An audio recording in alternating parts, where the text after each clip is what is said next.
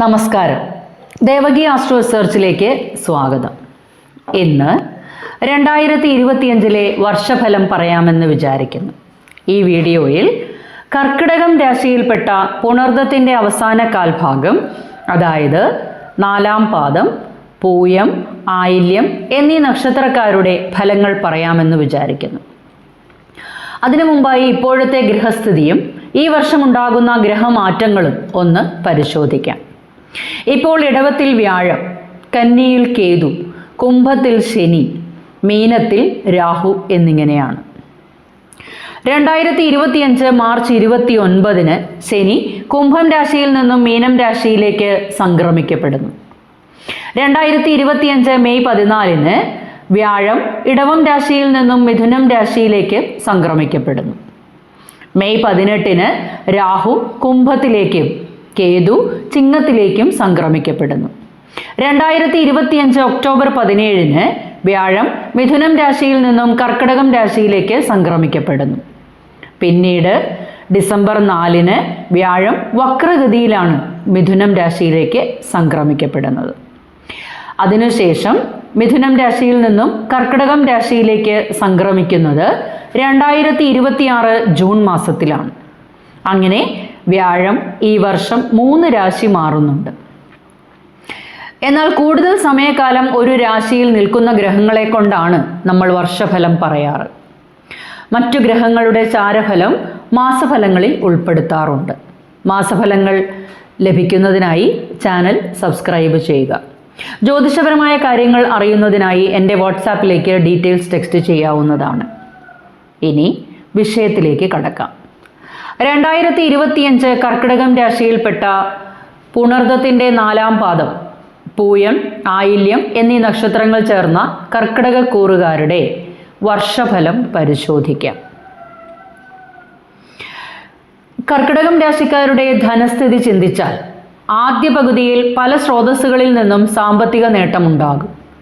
കർമ്മരംഗത്ത് നിന്നായാലും അപ്രതീക്ഷിതമായ ധനനേട്ടങ്ങൾ ഉണ്ടാകാം. ധനച്ചിലവുകളും ഉണ്ടാകുന്നതാണ്. ആദ്യ പകുതിയിൽ ധാരാളം ശുഭച്ചിലവുകൾ വന്നു ചേരുന്നതാണ്. ദൂരദേശ യാത്രകൾക്കും വിദേശയാത്രയ്ക്കുമായി ധനച്ചിലവുകൾ വന്നു ചേരും. ആഡംബര വസ്തുക്കൾ ലഭിക്കുന്നതാണ്. വീട് വാങ്ങുന്നതിനും വീട് പുതുക്കി പണിയുന്നതിനും വാഹനം മാറി വാങ്ങുന്നതിനും വസ്തു സ്വന്തം പേരിൽ ആകുന്നതിനും സാധ്യതയുള്ള വർഷക്കാലമാണ്.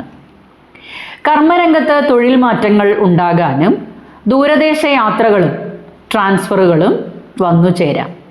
ആശയവിനിമയങ്ങൾ ശ്രദ്ധിക്കേണ്ടതാണ്. മറ്റുള്ളവരുമായി ഇടപഴകുമ്പോൾ അതീവ ശ്രദ്ധാലുക്കളായിരിക്കണം.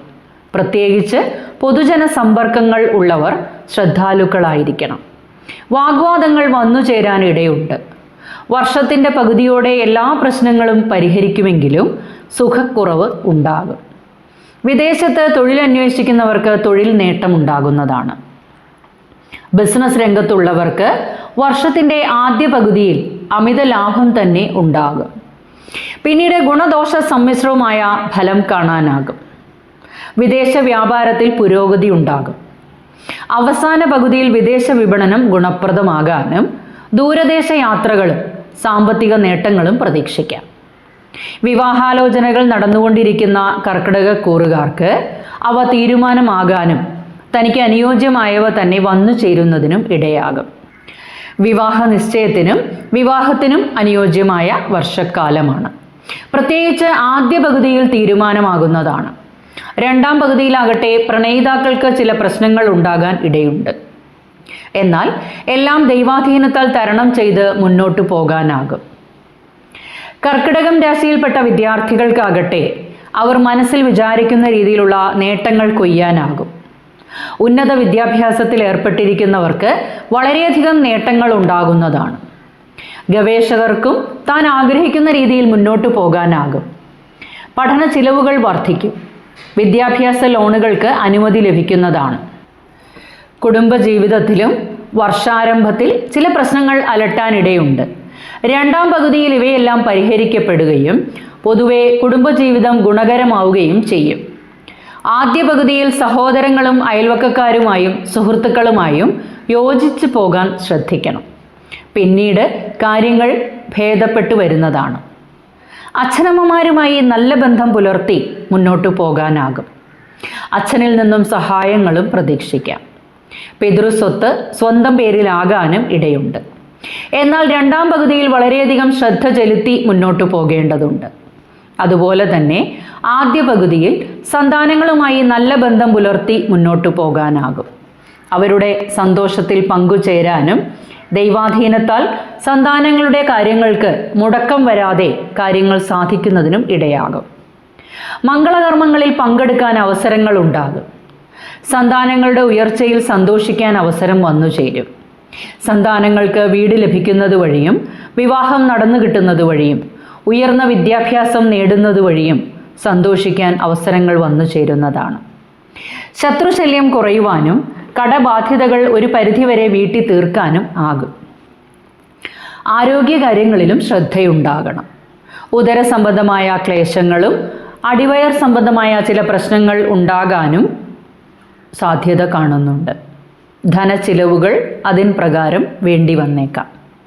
വാഹനം കൈകാര്യം ചെയ്യുമ്പോൾ അതീവ ശ്രദ്ധാലുക്കളായിരിക്കണം.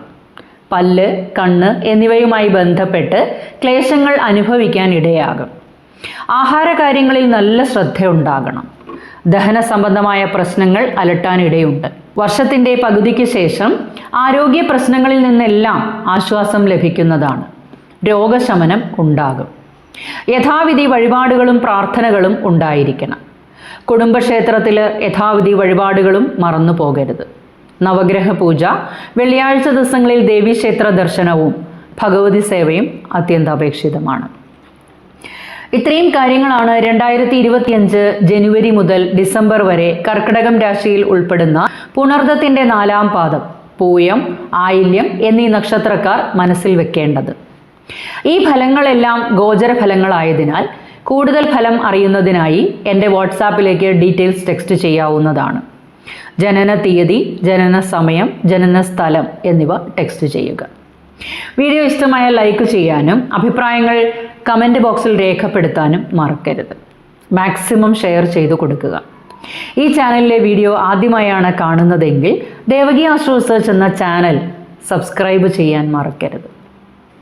ഈ പുതുവർഷം നിങ്ങൾക്ക് ഐശ്വര്യപൂർണ്ണമാകട്ടെ എന്ന് പ്രാർത്ഥിച്ചുകൊണ്ട് അടുത്തൊരു വീഡിയോയുമായി ഉടൻ തന്നെ എത്തിച്ചേരാം.